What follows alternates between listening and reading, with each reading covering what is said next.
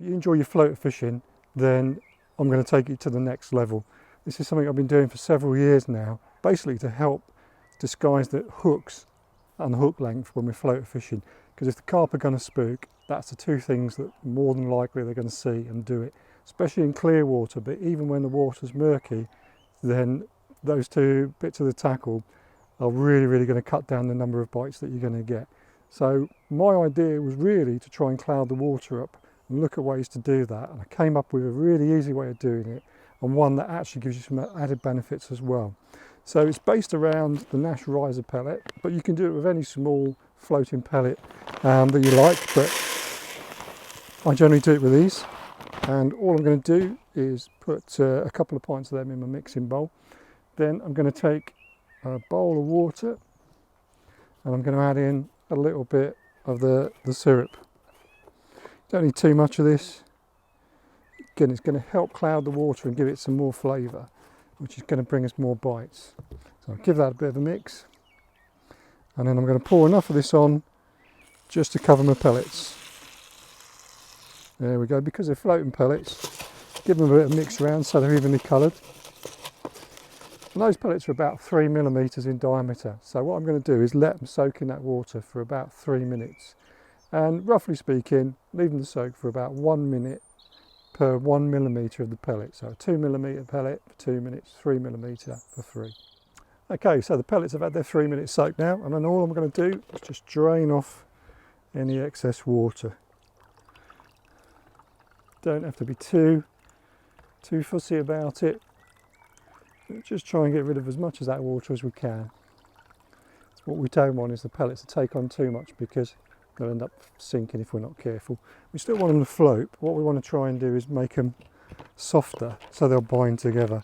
And they get in there, they're already starting to go spongy, but we'll leave them now for about 10 minutes, and after that time they'll be really spongy and start to bind together. Okay, so the pellets have been soaked for 10 minutes now, and as you can see they're starting to soften up and bind together.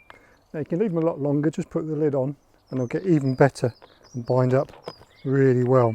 Now straight away you could make balls out of that and use a whopper dropper type ground bait catapult to fire them out. Now I think that's much better than using a spod to put out small pellets any distance. It creates a lot less splash, there's none of the retrieving commotion. Really nice easy way to bait up without having to carry a spod rod or anything as well when you're float fishing. Now to make them bind up a little bit more and to add a bit more cloud, I'm just going to add a bit of the spod cloud. Now you could, again, you don't need to use this, you could just use ground bait, and I'm not going to add very much at all, just a tiny little amount, just enough really, just to coat the pellets. There we go. That'll help them bind together, and it will also help create a fantastic cloud. And then one extra ingredient that I like to add, it's totally optional, but I think it just gives an extra dimension, sort of matches a hatch of natural food for the carp really, is these freeze-dried mealworms. Now they're naturally buoyant, float really well, give the mix a completely different edge to anything anyone else will be using. And you can buy these, they're actually sold as wild bird food, not very expensive, and so you only need a tiny amount really, just to give your bait something different to it. And so now, look what we got. We've got almost a ground bait. So soft pellets, a bit of the spod cloud to help bind it together, and then some of those worms in there as well. So let's chuck it in the water and see what happens. And look, straight away it starts breaking down, and you're getting all those particles dropping through the water and starting to colour it up.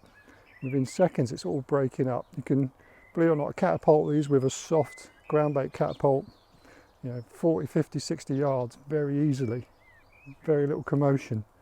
And look at the effect it's creating, that cloud, that's what I want. That's going to help disguise the end tackle. Brilliant cloud, all broken up now.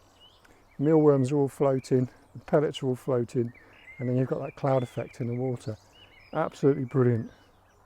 And I guarantee if you use this, you would definitely find that the carp go absolutely mad on it. One thing I do find with the riser pellet is I start off a session using them, and as I go on and the carp build up in confidence, start to reduce the amount and go on to feeding bigger pellets, so the 11mm hooker pellets. And in that way the carp don't get too preoccupied on the small baits, and you can slowly wean them onto the big ones, and that works an absolute treat. So I hope that's of interest to you. Get out there this summer and give it a try. It's absolute dynamite when the carp are on the top, and even really tricky carp will go loopy for this mix, so give it a go. Thanks for watching, see you again soon.